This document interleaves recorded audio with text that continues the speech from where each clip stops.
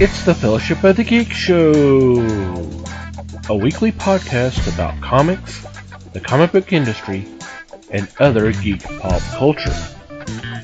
Music courtesy of Manny the Martyr. And now, on with the show!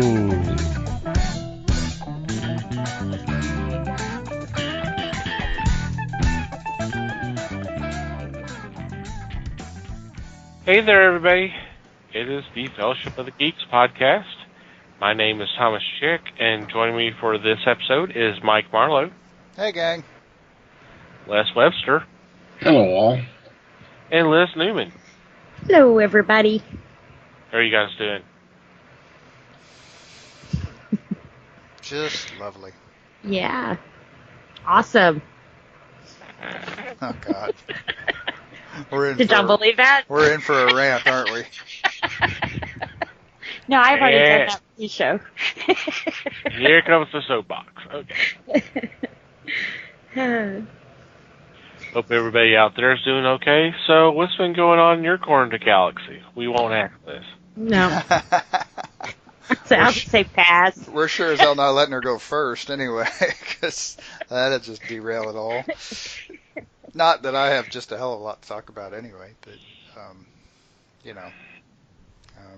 still I am working on, believe it or not, still. I mean, given it's not that long a show, but I am still working on editing all the horror episode. I'm almost done.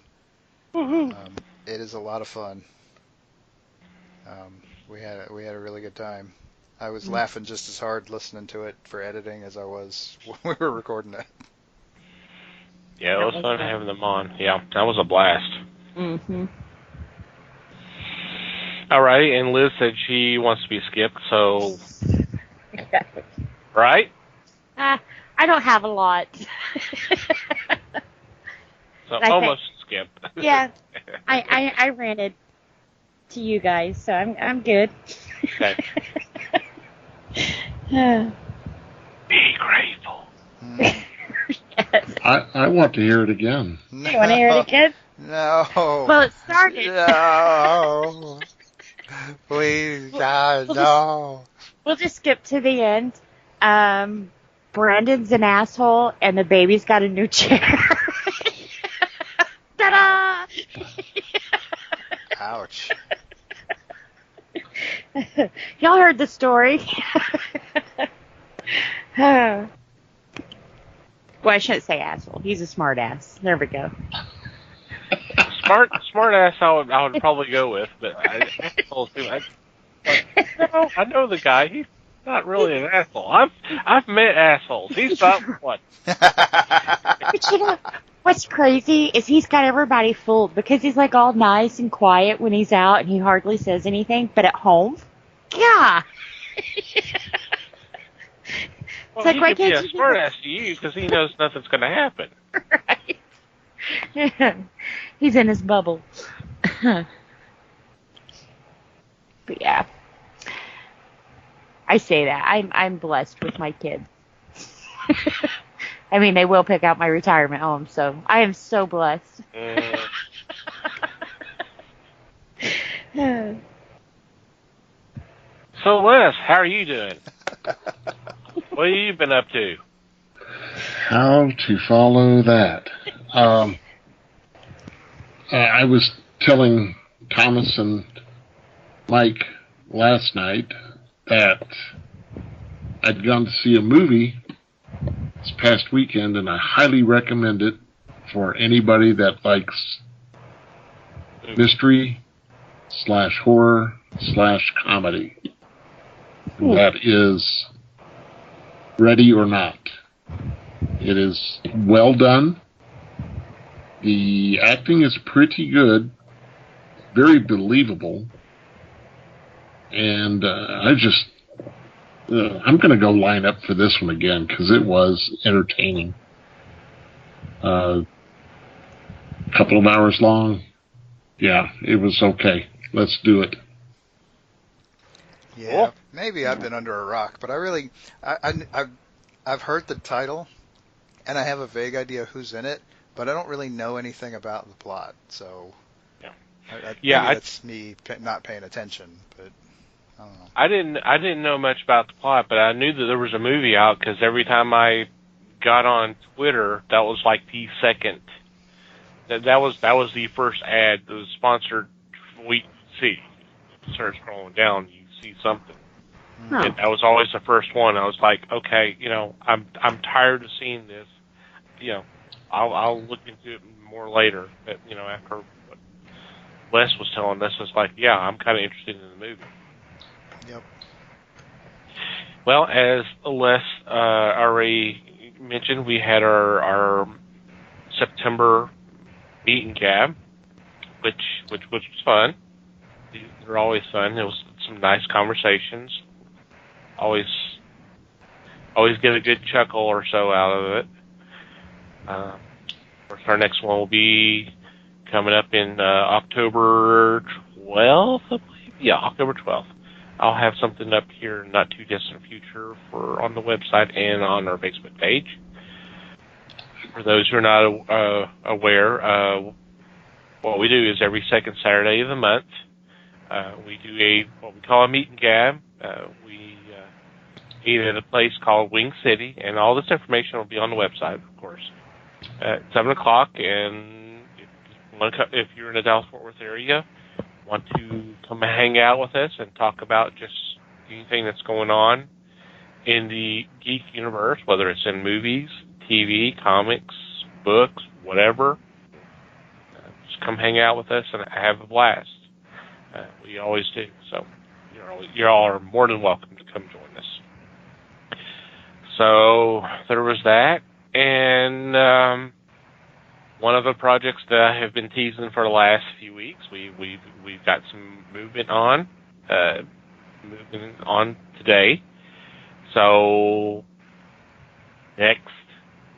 our next episode, I will be making an announcement. I think we're at that point where I will be happy to announce what's going on, reveal everything. But I will go ahead and spill the beans for our October shows, because we're just about there, guys. We're just about there. Yeah, we've only got one or two more before we start doing that. Yeah, so let's go ahead and reveal it.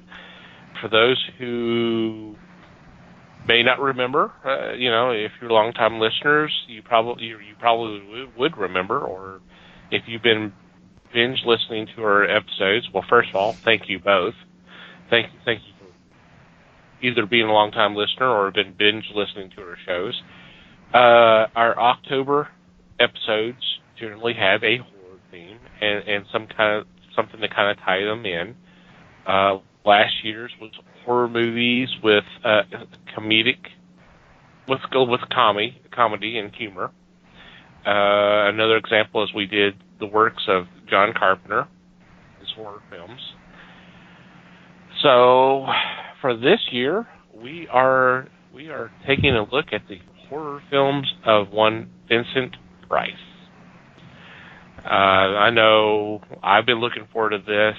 I'm sure everybody else has been ready to kind of start talking about these films. So we're just about there, and I can't wait. It's been kind of fun going back and watching some of these movies again for prep work, and so October's going to be a fun month. I mean, every month's a fun month, but this one's going to be kind of special. So. Yep, I have been part of why I keep the last couple of weeks talking about all the horror thing is because what I'm doing with the rest of my time is watching Vincent Price movies to get ready. So, yeah, trying not to spoil stuff, But and just for the record, just before airtime, I went over to Turner Classic Movies website so I can see what horror films they will be showing. If there's a particular theme for the month, it doesn't look like there's a one general theme on Thursday nights because Halloween's going to be on a Thursday this year. But there's like one Thursday night will be ghost films and so on. So there's going to be themes like that. But Halloween night, Vincent Price films. Oh, yeah. So yeah, you know what we're going to be doing. So Cool. like it kind of makes sense. I mean, Halloween with Vincent. Why not? Yep, and we did not know that before today. So Nope. It's not that we're listening to them; it's that they're listening to us, apparently. Maybe. I literally looked maybe an hour before this particular moment we're talking. So yeah, I did not know because I mentioned it last night to Mike. I was like, I need to look and see what they're doing. Mm-hmm. So, there Cool. we go. go. Alrighty. So for this week's discussion, it is that time again. It is time for another casting call. And it sounds like we had some, sounds like things were kind of interesting this time from what I've been gathering from pre-show. So, yeah. So this one might be kind of unusual. We'll see. The subject for this particular casting call, we are turning our eyes toward the 1950s Superman TV series starring George Reeves. So we are continuing. If you've not listened to our casting calls before, what we usually do is we'll take a movie or a TV show that is comic book based, or it may not even been a live action property yet. And what we do is I essentially put together a list of characters, and between all of us, we kind of do our casting for these particular roles. So. Right, which sometimes we make challenging by picking it in a decade before we were all born, like this. Yeah. Which it honestly is it's a slightly different kind of fun because we're all weird and we like to do the research for stuff like this. So I'm looking forward. We were supposed to research this? Hey, if you can pull out of your head people that were working in TV and movies in 1950, go for it. I could not. I would just have to go with the whole cast of I Love Lucy. That's my pick. Hey, at least we found a way to keep her from picking friggin' Supernatural. Yeah, there you go. So I casted their dad. Right. We got parents and grandparents of the Supernatural guys in here. But anyway. That'd be funny. I should have did that. No. Too late now. You can't go back. Maybe next time. You'll never remember. I'm making a note right now. You'll lose the note. Right. I'll just leave it in my phone, you know. If you can remember your phone. Right, that's what I'm saying. You know, in my defense, though, there was like years I did not carry a cell phone. When you're an introvert and somebody hands you a cell phone, they might as well have put a leash on you. You know? So I just don't like phones. So when I walk out, that's not the first thing. It's like, oh, I need my phone. You'll be happy to know payphones are obsolete. Completely, yeah. You can't find them completely. Yep. Yeah. Yeah, see, I didn't start carrying a phone until texting and email became completely overtook phone calls anyway, because I hate phones too. I have always hated phones. Yep. I would rather text somebody, but then there's some things that you can't text, you know. It takes too much time and you're like, meh. Yeah, you just have to call them. Yeah, I'll talk to him later, and you're like, no, you won't. I tell They you will what, never know your dog died because you don't want to text it. I'll jump off topic for a bit, but you know what? I wish I would just love to be able to text the doctor's office to make an appointment. That would be fantastic because I hate calling the doctor's office. You know, some clinics now have the online check-in, like Care Now and that kind of stuff. Right. So I use them, Right. You If you're check gonna in use and they one of the call big you. chains like that, that's great. But if you happen to have just a normal old doctor's office, Yeah. Yeah, they don't do that yet. no, they don't, and it Unless you're on sucks. like a They big insurance and do it through them, they can use it to confirm your appointment, but you can't set an appointment via text. And, oh God, I would love that. Right.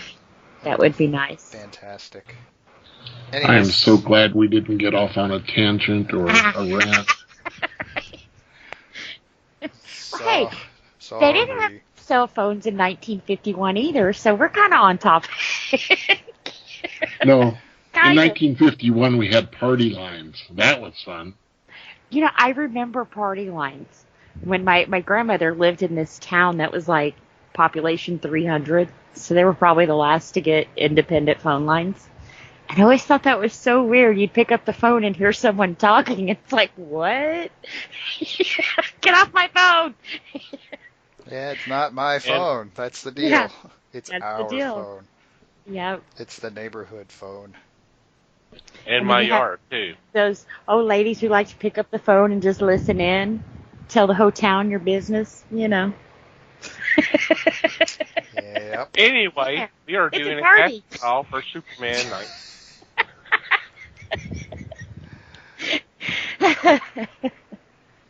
We sure Good are. save. I was going to say, that don't work. Okay. So, Nice. someone other than Liz, please start.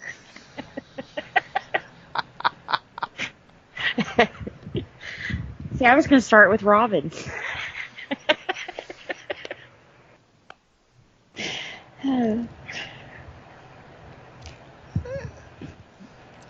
We can start with Robin. I mean, Okay. I don't know. Does it make more sense to start with Batman? I mean, or Yeah, I we can. do you get Robin without Batman in 1951? Yeah. That's the big question here. And we might need to explain Batman in the Superman casting call.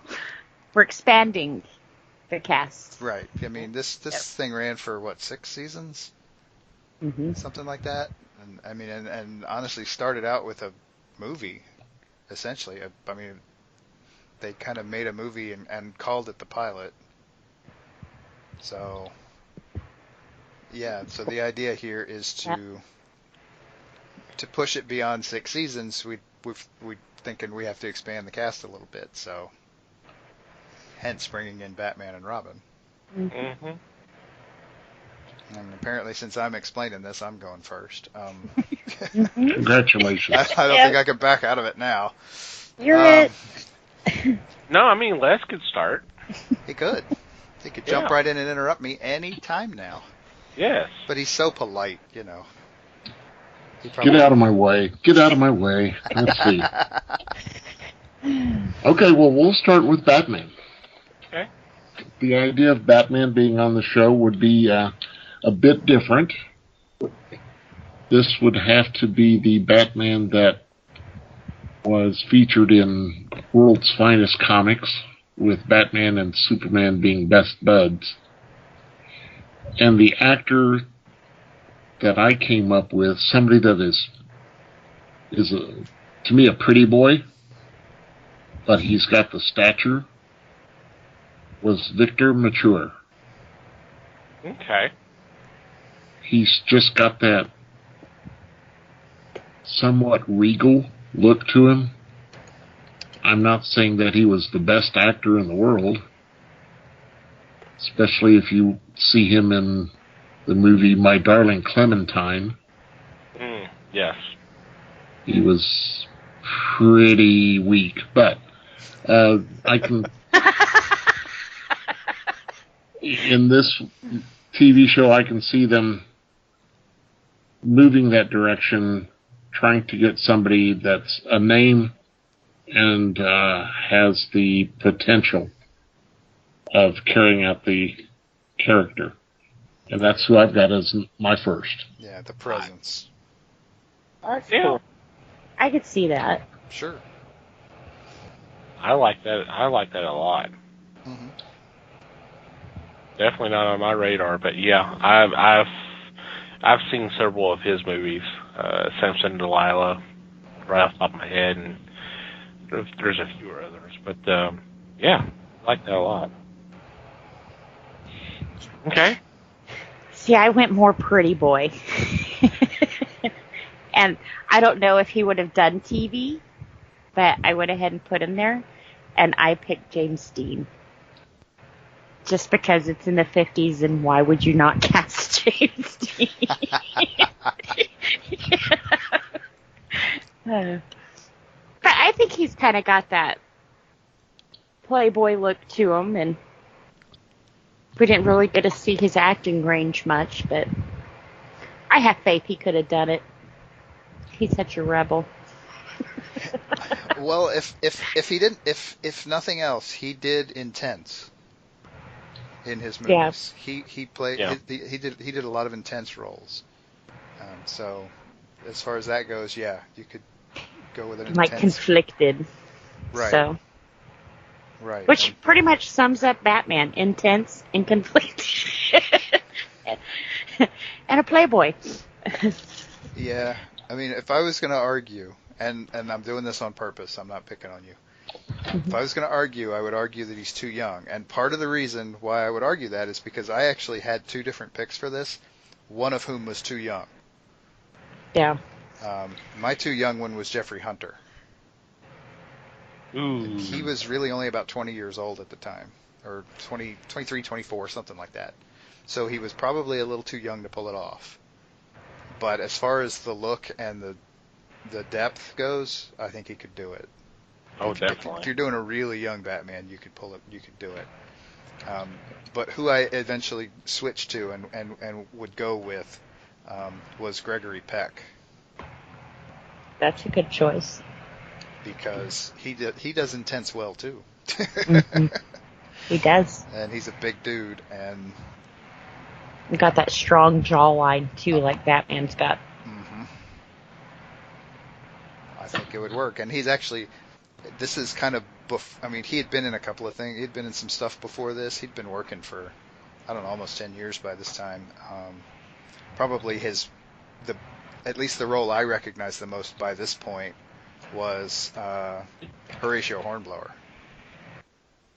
So you get the ship captain, Batman, it kind of works. I don't know. I like that one a lot. Every time I think of Gregory Peck, I think of the I Love Lucy episode where she burnt her nose. Trying to disguise herself from him. But he was, I mean, he was the classic good-looking guy, you know. Mm-hmm. Do y'all remember that episode? No, none of us watch as much I Love Lucy as you do.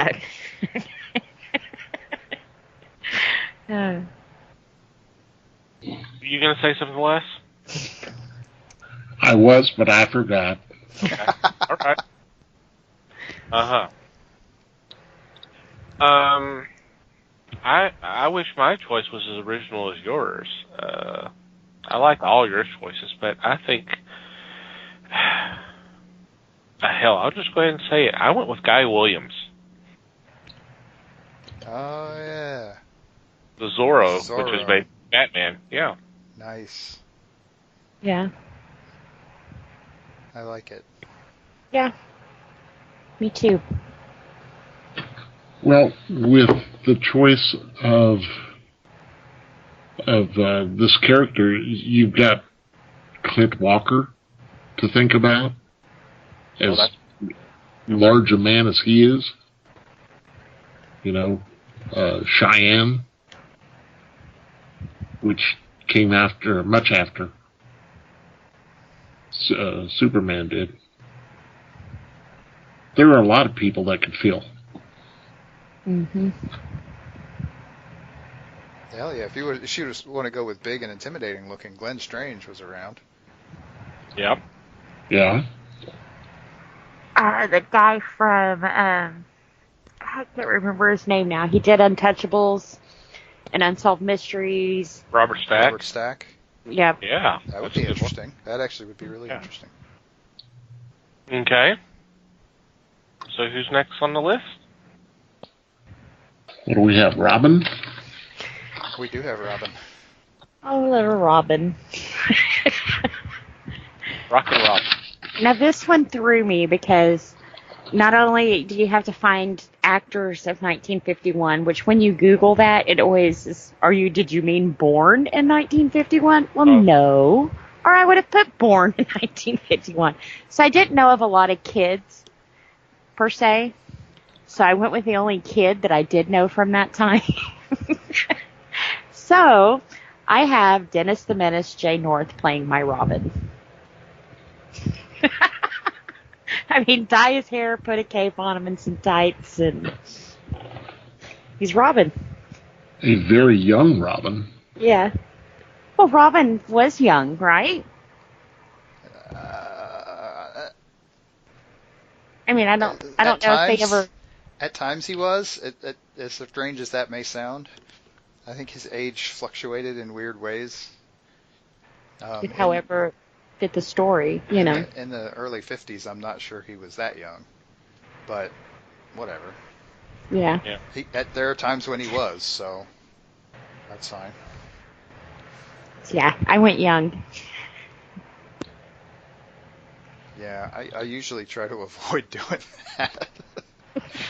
Cradle robbing is not a lot of fun. I went young, but in a not that young sort of way.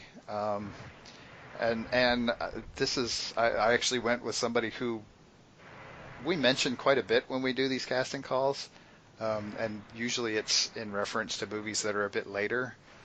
But given how old he would have been at this time, I went with Anthony Perkins. Oh, yeah. Because he was, I don't know, 20-ish. So he could, and he's the type of guy, he's got the look, he could play younger for most of his career, honestly. He could play younger without really stretching too much, without stretching the makeup budget too much. So I think he's got that wholesome good boy look too. Yeah, and he could have pulled off 16 pretty easily in that time frame. Yeah. See, and that's one thing I will have to say about a lot of the actors of this time period. They could be 16 years old and they're playing a 30-year-old woman on the screen, or vice versa. I mean, women today do not look like women of that day. They looked a lot younger. They had awesome curves, you know. Women today just, I don't know, did we evolve? Oh, no. See, here we go. Here's the deal. No, that was fake.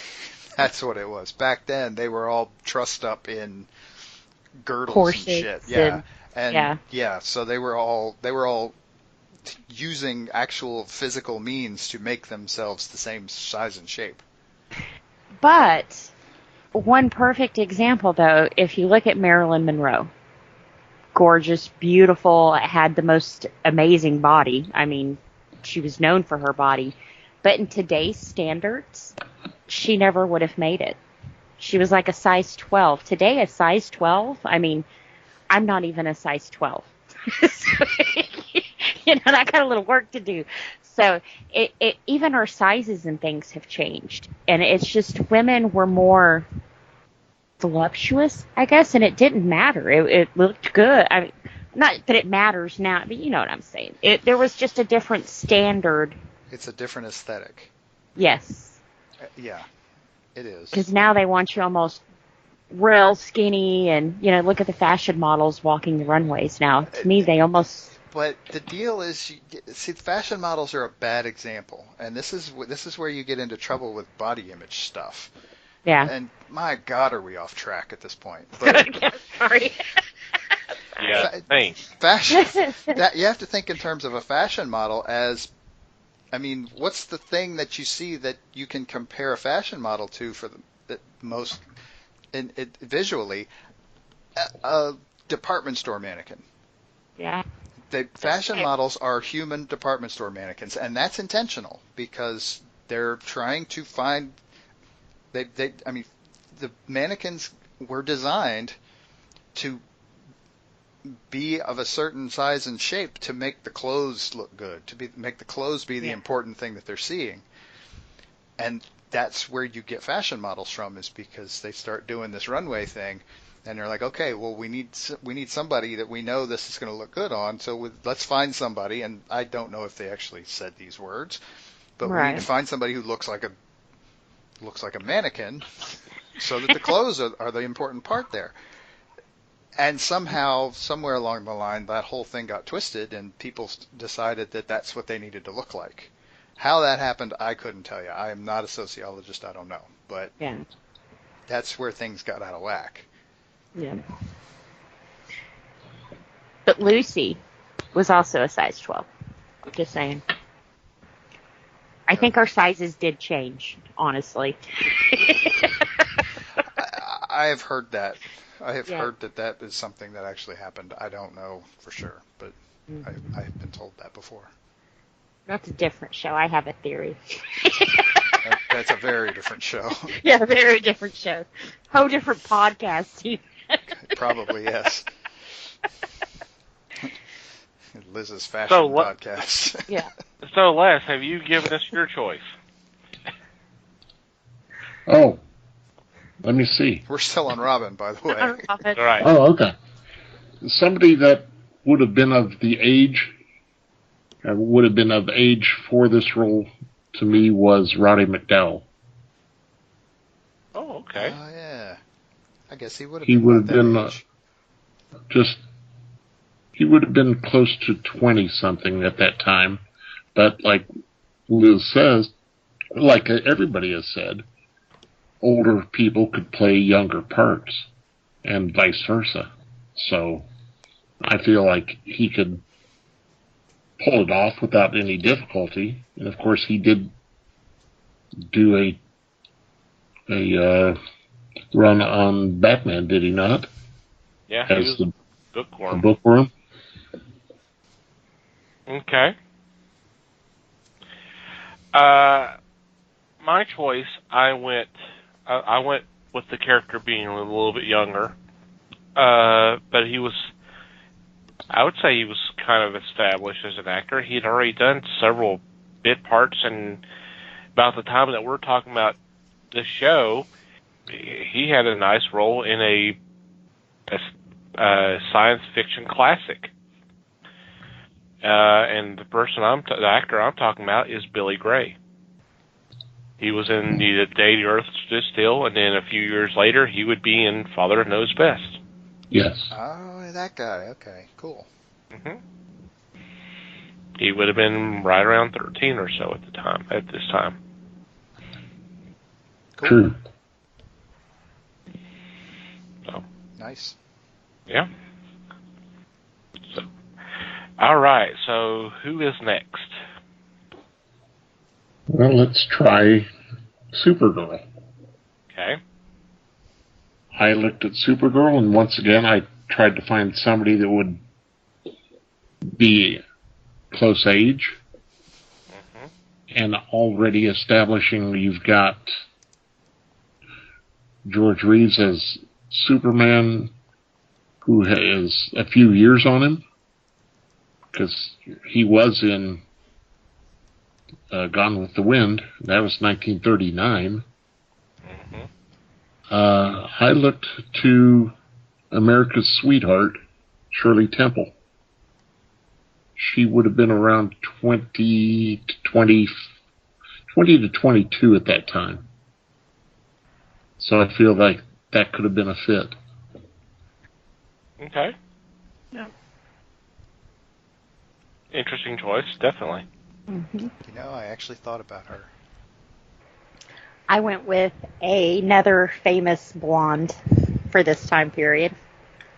And she would have been in her 20s, too. And I went with Marilyn.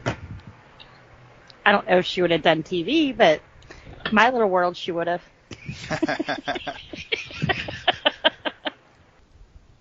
That would have been prior to her Playboy exposure, too.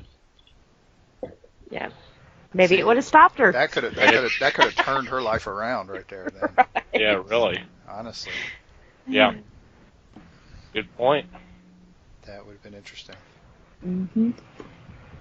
Okay. All right, so I I don't know. I feel like I'm starting to wonder if we all looked at the same list for this because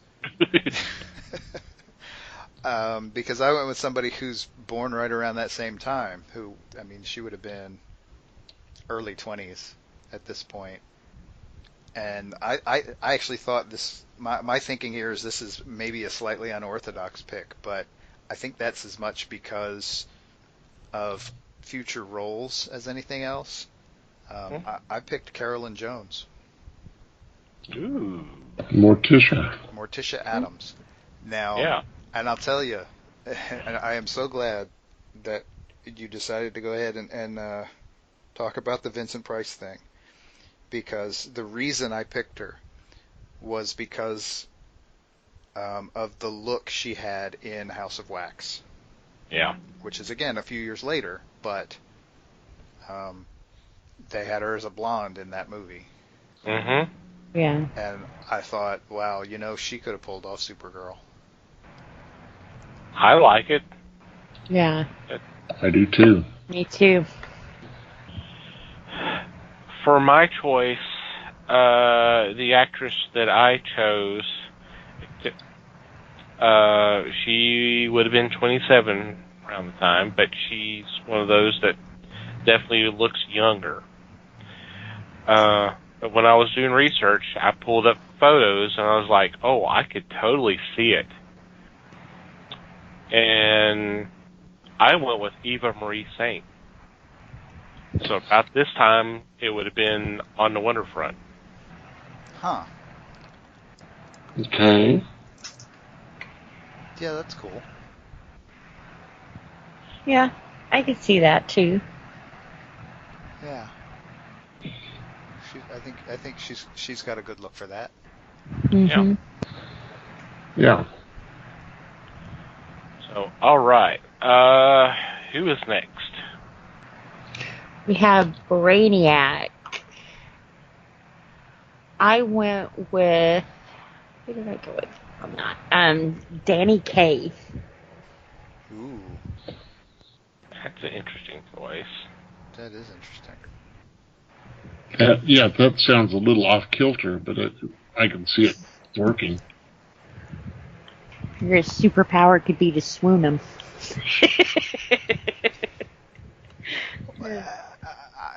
Honestly, I mean, yeah, paint him green. I can see the look there, for sure. Yeah. And I mean, dude could act anyway, so I'm sure he could pull it Yeah. off. It would definitely be stretching his range a little bit, or at least stretching what he was used to doing. Mm-hmm. It would be a way more serious role than he's used to, but Yeah. I don't see a problem with that. Nor do I. Okay. Oh gosh, this was one. I think partly because of the paint 'em green thing. My brain went in a couple of different directions on this. Um, I think the obvious choice of the two that I picked, I think the obvious choice was Rod Taylor. Again, as much going for the look as anything else. I mean, that he can act is a bonus, of course, but it would be, I think, again, you kind of get the pretty boy thing going, Yeah. which nothing wrong with that. I mean, No. I think it works okay for Brainiac. My one that's more of a stretch, and y'all thought Liz's was a stretch. No. Given the time frame and given some of the stuff he did later, I think he proved he had some acting range, and I think the look would be fine as well. But I think it would have made Jerry Lewis's career very different. Okay. I think it would be fun, and this is I've talked about this in these things before. I think it's always fun to take comic actors and give them a serious role and see what they do with it. Yeah. I think this would have been an interesting one for Jerry Lewis. Well, for him to do it, you would have had to have cast Dean Martin and something. So. Maybe not. He did stuff without Dean Martin. Yeah. I don't remember if it was in this time frame exactly, but They had their falling out eventually. Yeah. Besides, in a pinch, we could find a role for him. It's not a big deal. Yeah.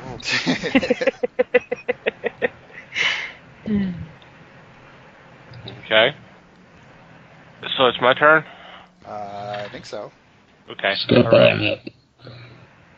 I didn't really go for the look, although I'm sure he could do it. For some strange reason, when I came up with this particular character, I thought more of a voice. And so I went with Paul Frees, who did a lot of sci-fi. He did a lot of voice work. I'm not sure how he would work visually, but with the voice, I can see him doing. He was the voice of Boris Badenov, and he did a lot of stuff for a lot of cartoons. Yeah. But yeah, I just for some strange reason I thought of him. Like, he did the voice for all the Christmas shows of the 70s. Oh, God, yes.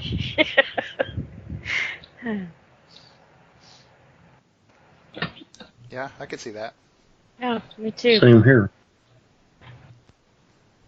For mine, I went a little...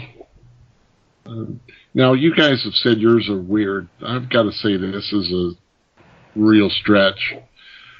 This man is a noted actor, or was a noted actor, and he was a favorite for television viewers. But he did some serious roles in film, and the reason I chose him is just the calm command he has when on the screen. And I chose Robert Young. I just felt that he could present the character as somebody that you could almost get sympathetic to. Mm-hmm. Right, he could turn that on and off. Yeah. He's good enough that he could do that easily. Yeah, I like it. Yeah. Me too. Yep. Very interesting choice. I like that one. Didn't realize we were going to do a lot of Father Knows Best here. It worked, Now we have to get Eleanor Donahue and Lauren Chapin in there, and we're all good. We'll work something out. Mm-hmm. Okay, so who's next? Well, next on the list was Lex Luthor. Okay. And I'm sorry, I just went with the Trey obvious, and that was Yul Brynner.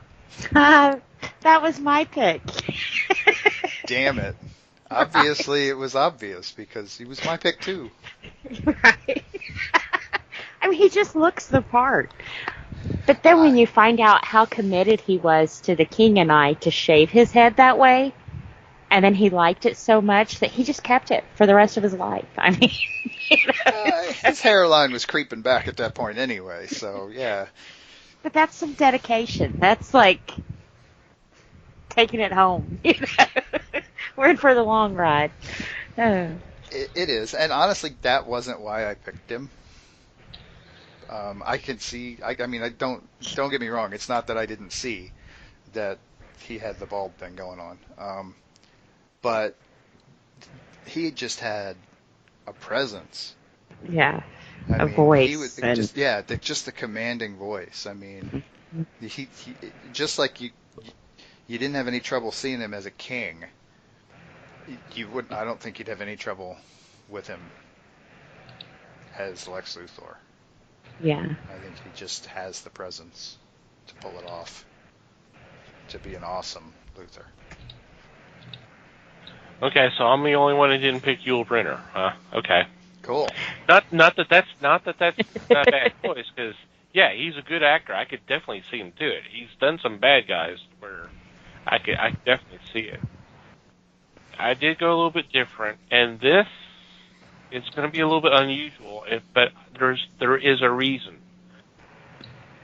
There's a reason why I picked this actor, and it's because of an episode of The Twilight Zone that he was in, where he was kind of a little bit of, not so much menacing, but it was menacing yet not menacing. And the actor I went with is Edward Andrews. Everybody Google a picture of Edward Andrews. You are familiar with this actor. One of those guys. Known a little bit more for the comedic stuff, especially this stuff. But Yeah. and then when you see him, you probably might remember the Twilight Zone episode I'm talking about. So it's a little unorthodox. I get that. Honestly, though, and this is, oh god, this almost, I may regret saying this, but given the character of Lex Luthor, and given the time period that we're talking about, Yeah. I like this pick because, I mean, he just sort of fits that CEO look. Yes. Yeah. There is that too. You can see him as just the businessman type.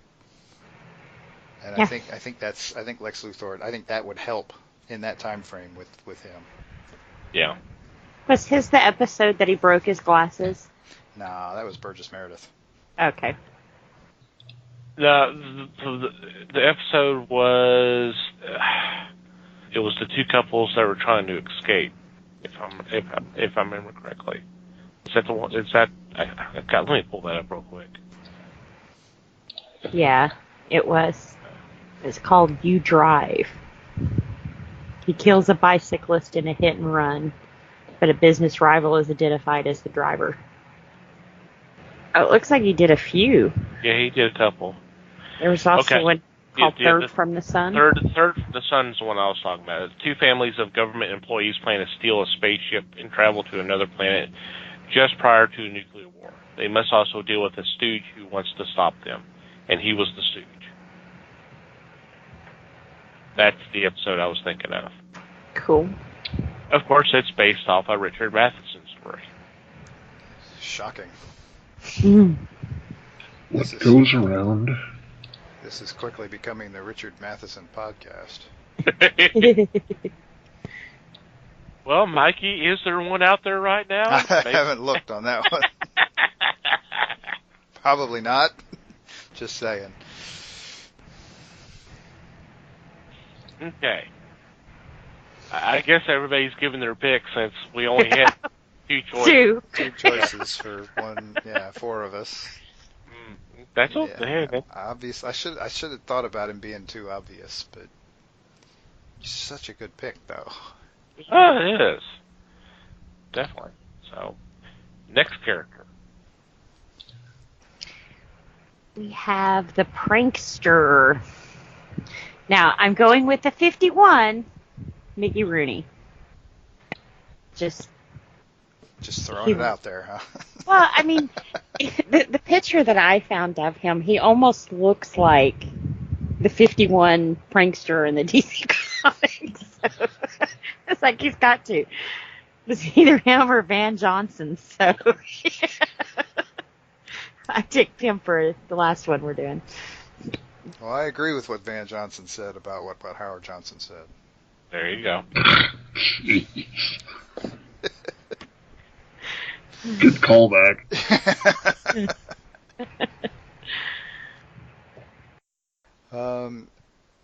Okay, so I didn't go with with Mickey Rooney on this one. No. But I wouldn't be surprised if other people thought of who I picked for this one. And I admit I was not super familiar with the prankster, but looking him up and kind of getting a sense of what the character was like, the person I picked was Tony Randall. Okay. Interesting. Yeah, it was kind of a little before obviously he got popular later, but so he was a little younger, but I think he'd have the energy to pull something like this off. It's as I read the character, he seemed to be a pretty high energy person. And Yeah. Just to see Tony Randall just skits out a little bit, I think would be fun. I think he would enjoy doing it, and it would be fun to watch.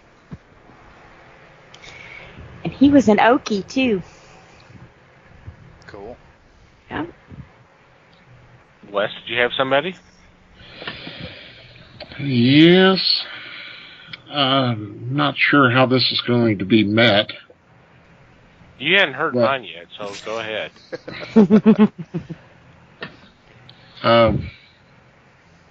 To me, we're looking at these actors kind of in the ilk as those that appeared on the Batman TV series, and kind of exaggerated.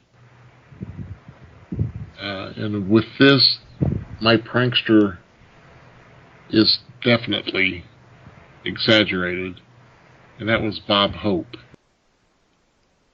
Yeah. Interesting idea. I'd looked at him, too. Yeah.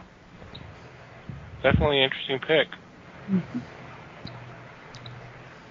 So, y'all ready for mine, huh? I went. We need a drum roll, I guess. He would fit visually, and it would be interesting to see him do something different from what he is known best of playing. I went with Lou Costello. Yeah? All right. I could see that. As can I. That would definitely prove his acting chops. Oh, yeah. It would. Totally. Yeah, it would be fun to see him get into a character like that. Yeah. It would be fun to see him in a role that is not just the same role all the time. Right. Just the boob, the scary boob. You know. Yeah. Right. That's always messing things up and is always, screaming because something scared him. That kind of thing. Yeah. Mm-hmm. Definitely. Okay, and then finally is the Toyman.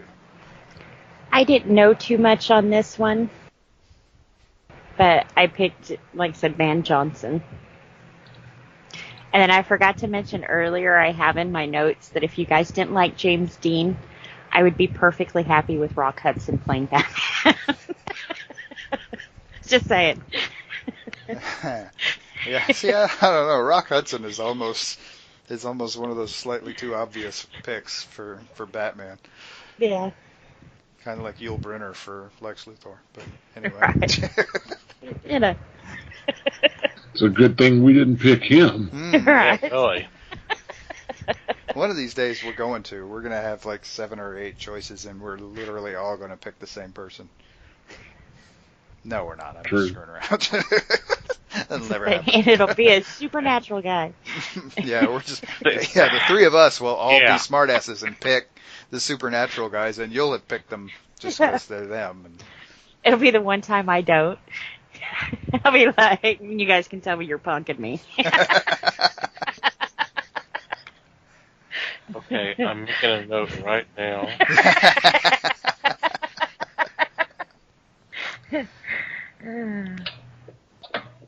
Les and Mike, just keep an eye on your emails. Gotcha. Yeah, you don't want to do it on Facebook because you'll see it. Yeah. I'd see it before Les would. Oh, man.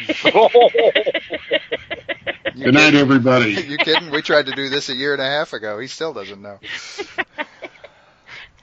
Check your password.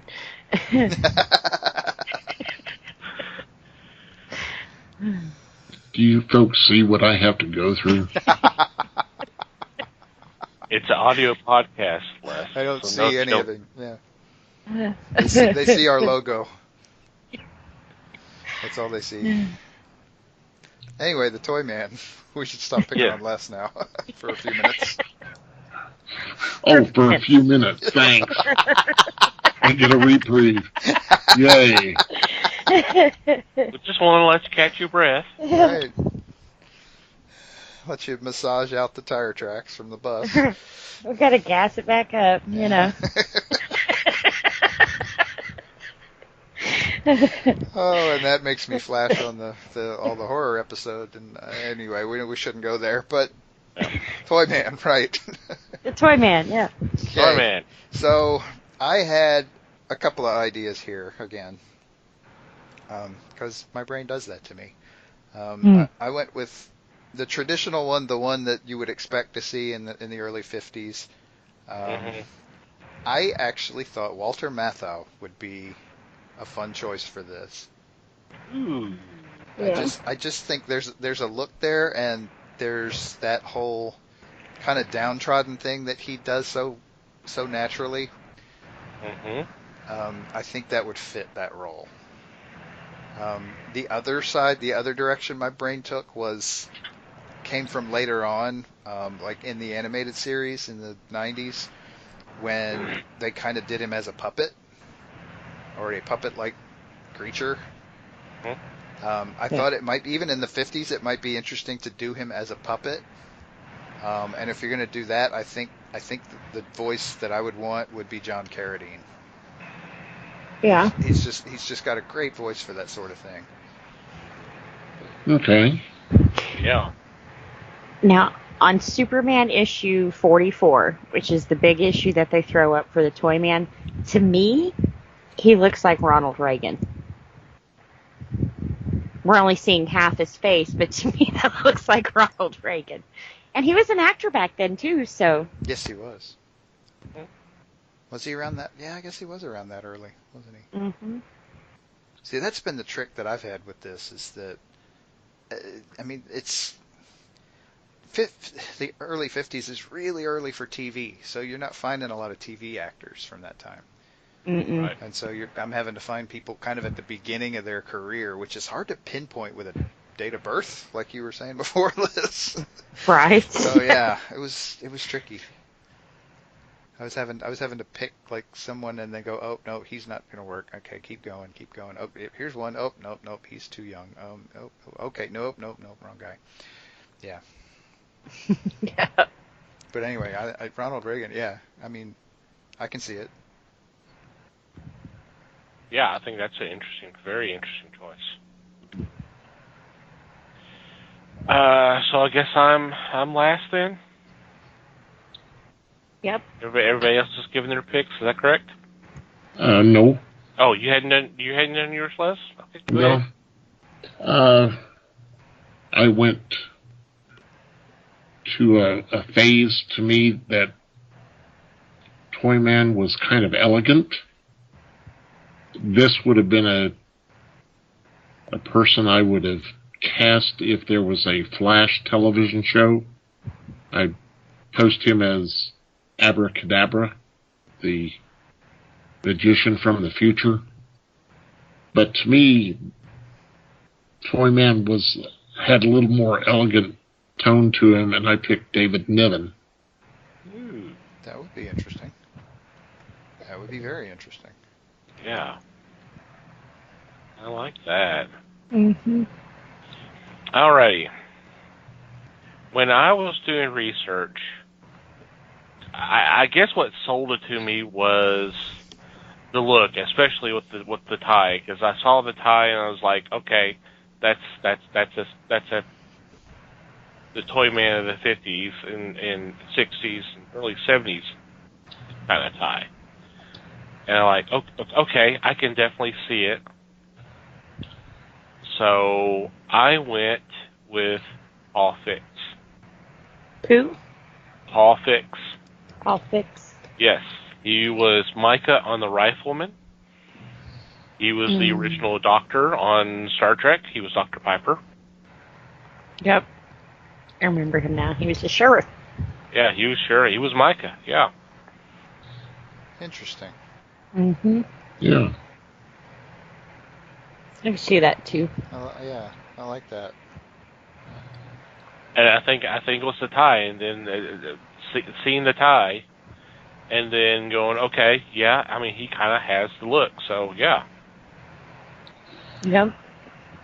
Well, being a person of the 50s, somebody that would come to mind just for the tie, but the frantic attitude also, is somebody you folks have probably never heard of. He had a kids program, and his name was Pinky Lee. He had a national broadcast, and he wore the bow tie, but he was such a frantic. Yeah. He was like the Robin Williams of the 50s. Just constant movement. So Yeah, I can see I I can see that part too. Yeah, with that outfit, yeah. Say, I think Pee Wee Herman jacked his style. Yeah, I think you may be right. Yeah, I'm sure he played it. He was an influence for the creation of Pee Wee. Okay, Yeah. so when I Googled him, you know how it pops up with the part of the Wikipedia thing on the right side? Mm-hmm. There's a little people also search for. I Yeah. kid you not, in the list of 5 people, Paul Rubens is one of them. Well, I'm doing Google Images, and 1, 2, 3, 4, 5, 6 row. There's There's a Pee Wee Herman picture. So, yeah, I think there may be more truth to that than we maybe realize. yeah. Uh, Then again, 2 rows after that, I'm seeing Captain Kangaroo. I'm going, what? Bob Keeshan is one of them, one of the 5 on here too. Soupy Sales is another. So yeah, that's interesting. I like that. Yeah, he's definitely got the look down. yeah, he does. Alrighty. That was pretty good. I love doing these. It's always kind of a challenge.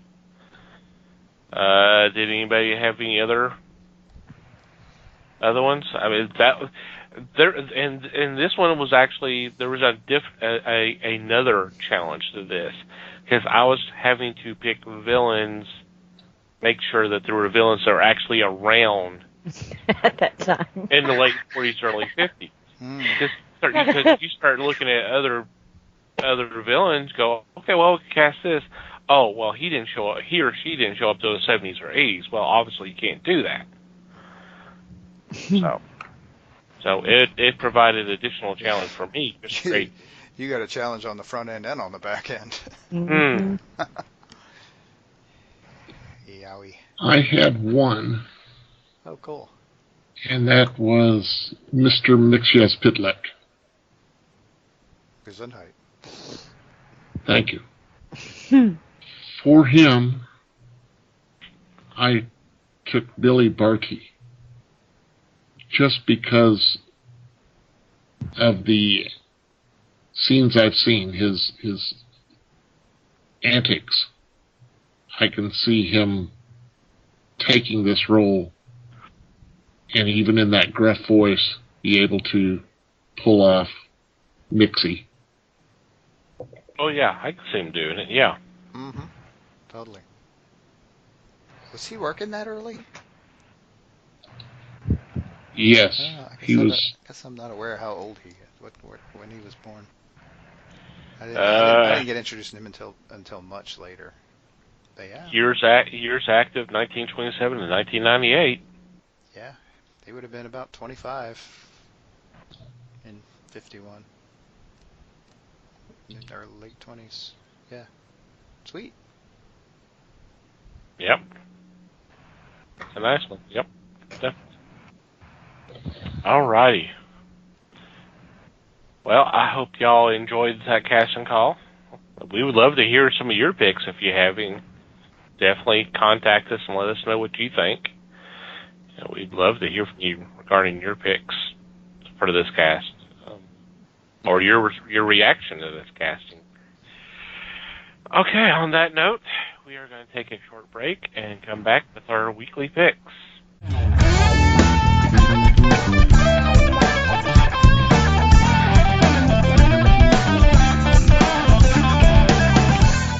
And we're back, and it's time for our weekly picks. And this week, I lead off. So for my first choice, I'm going with American Mythology Productions.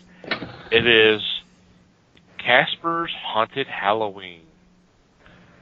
Of course, it's that time of year, so we'll be getting a lot of Halloween-related books and horror-related books, which is great.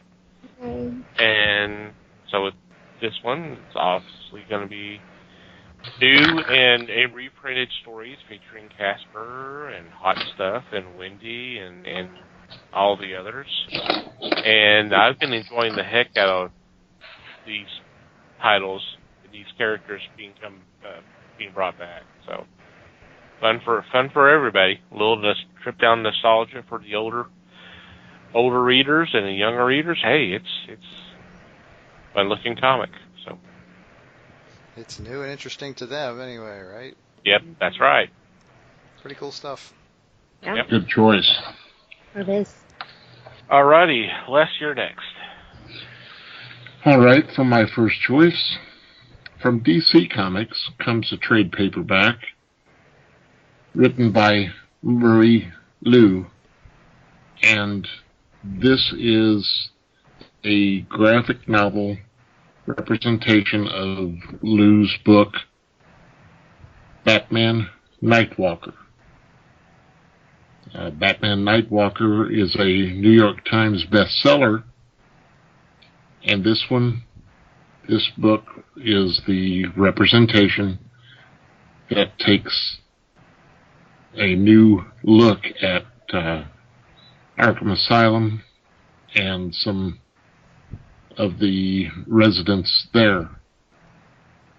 There's a new gang of criminals known as the Nightwalkers, and of course Bruce Wayne is their nemesis in this case. This takes the look at Bruce as a young man. He confronts the Nightwalkers around his 18th birthday. So, to me, putting Batman in this position, although he wasn't Batman at the time, is pretty cool. And I'm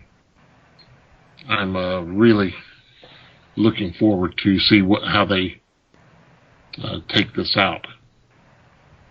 Yeah, a proto-Batman book does sound cool. Yep. Alrighty, Liz, you're next. All right, for my first pick, it's one that I'm pretty excited about. It's from the DC Black Label, and it's going to be called Harleen. This one will kick off. It's being the Black Label. I think most of those are 3-parters now. I like that they do that. They give us our story and give it to us. Well, I won't say quick, but you know. But you get your story pretty quickly. But this one will kick off a new origin story that they're setting down for Harley and Joker called Joker Harley Criminal Insanity. So I guess with all the movies and stuff coming out, they're trying to clean up the background story. But this one will actually deal with my favorite, Harleen. And I think that they summed it up best when it says, Harleen is a story of a flawed person who meant well, a doctor who fell in love with her patient. In this story of her road to hell, paved with good intentions and a smile that cost her her soul, more than anything, it's a tale about good people falling in love, falling from grace, and falling apart. And that pretty much to me is Harley's origin. She was a good person who fell in love with the wrong guy, and So definitely this one will be good. Like I said, I'll probably be talking about the new story next week that this will kick off. That one will be a 9-part. But this one, like I said, 3 issues should be pretty good. And so far, I'm really liking the story style that they're putting out on the Black Label. So definitely have to check that one out. And I would tell you who wrote it, but I cannot pronounce his name. It looks like Stefan Sejic? Sorry. But that's his name. Cool. Yep. Be interesting. Good choice on 2 counts. Be interesting to see where they take her. Yep. I hope they don't change her story too much. Just because, I mean, the one that they've given her, of course, was the one that I was introduced to her with, but it just was such a good story, especially when she kind of finally wised up and kicked Joker to the curb. But we shall see. Fingers and crossed. I agree with you, Liz, that the Black Label stuff is good. Mm-hmm. And I guess they're all going to keep that oversized. Drives me crazy. They're going to have to make a new bag and boxes for these, but I like the bigger sized comic like that too. It is nice. Mm-hmm. Alrighty, Mikey. Okie dokie. So my first pick is a Dark Horse title, and this is the return of a series that I've talked about before. So this is Ether, The Disappearance of Violet Bell, #1. I've talked about Ether because this is a really fun fantasy series created by Matt Kent and David Rubin. And it is essentially, I won't go into too much detail here, but it's essentially the story of Boone Diaz, who has found a way to cross over into this through this portal into this like fantasy world. Where there are fairies and all sorts of fantastic creatures. And he's kind of the voice of logic and reason in that society. And the catch, of course, is that his traveling back and forth has completely destroyed his life in this world. But yeah, so he goes over there to solve mysteries, and so he's got another mystery on his hands. A friend of his has disappeared, and he's got to track her down. Huh. Nice. It does I sound like it.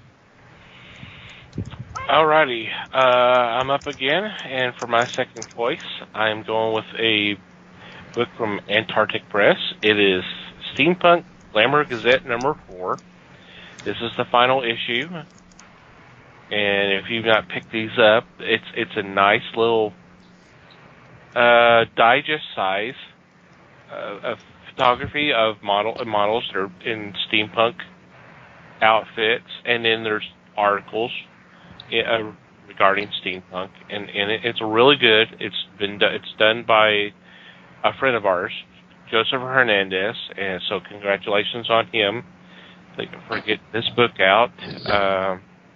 I've enjoyed the heck out of these, and I'm sad to see that this is coming to an end, but I know he has other projects he's wanting to be doing, so and he's ready to move on, so definitely pick this up. It's these been really cool little digest magazines. Yes, sir. Nice. Yeah. Something a little different Mm-hmm. from what we usually talk about. So that's cool. Yeah, definitely. Alrighty, Les. My second choice is from American Mythology. This is #2 in a series. Actually, it's titled Dark Tales from the Volksverse 2, #1.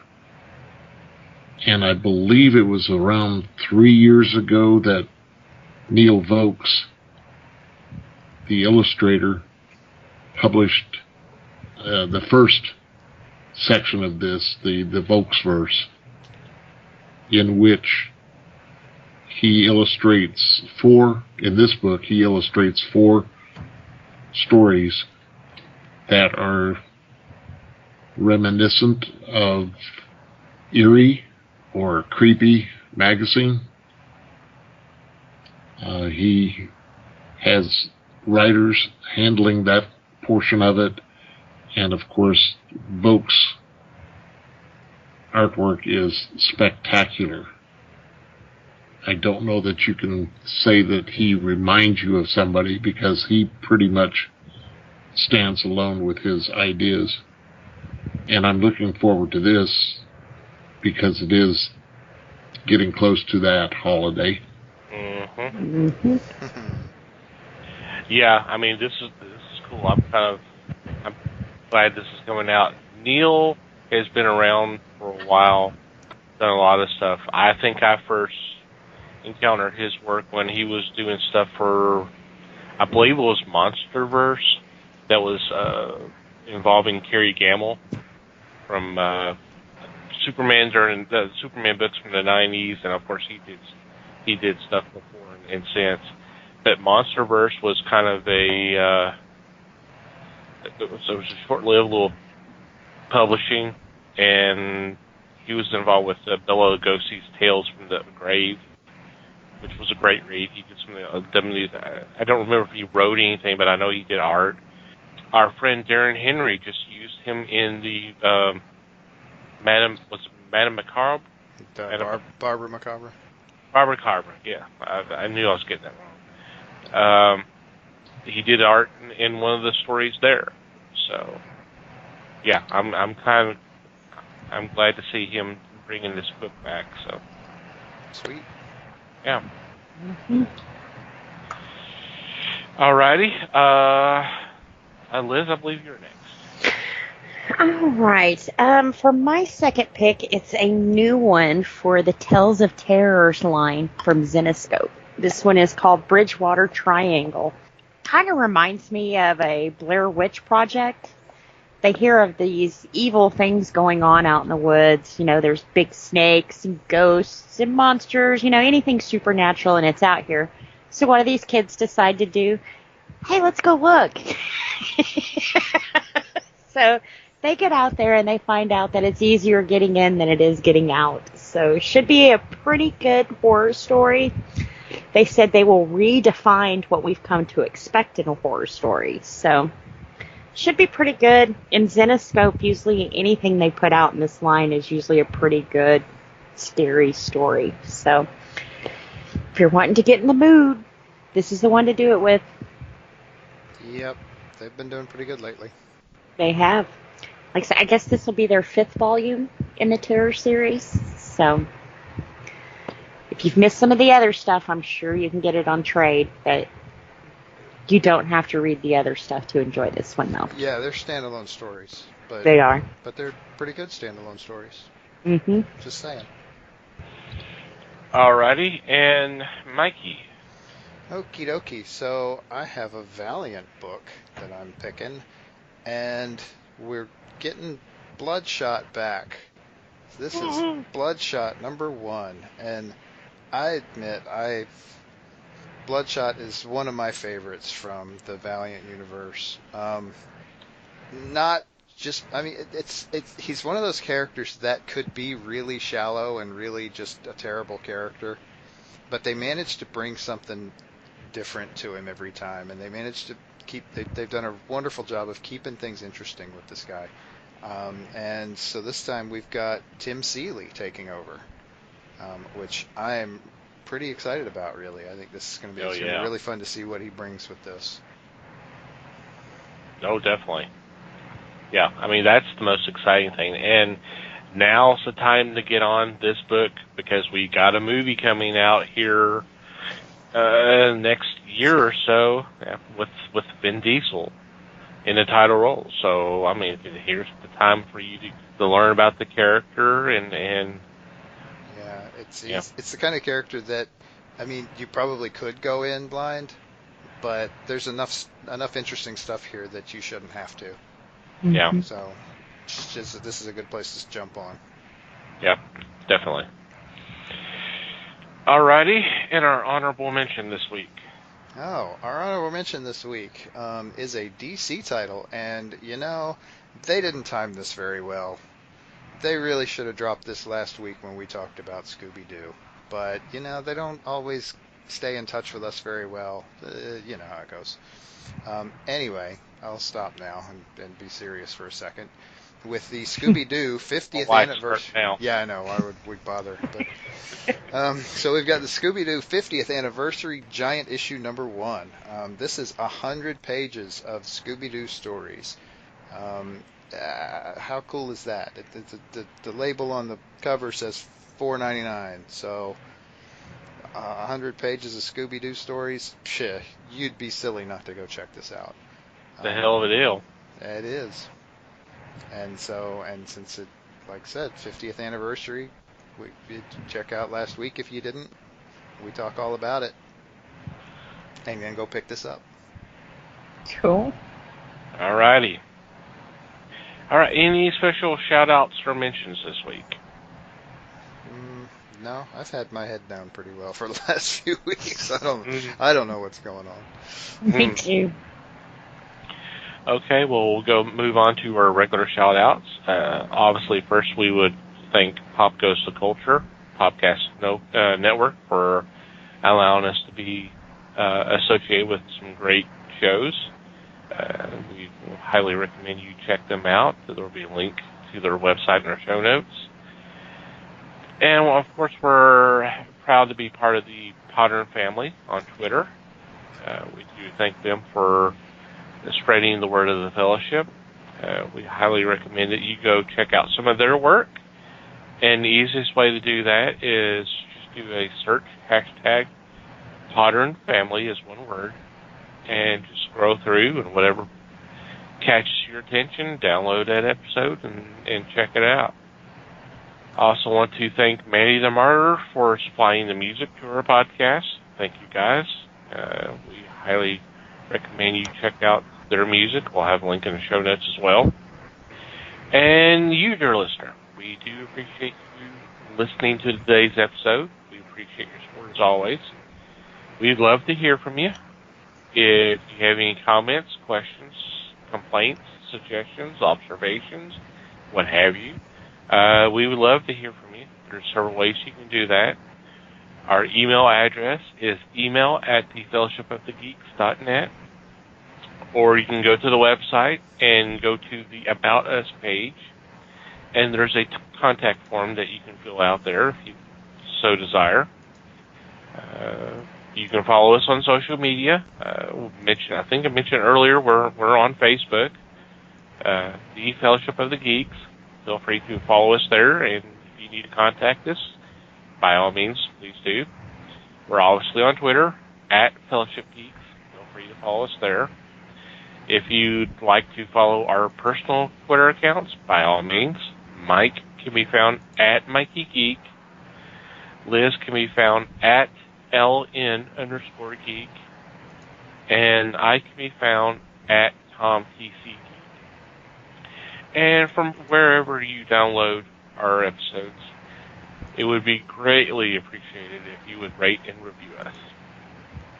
All right. Anything else before we say goodbye? Just thanks, everybody. Thank you, everyone. Thanks for listening. Thank you for listening, everybody. We do appreciate your support as always. And until next time, geek on, my friends.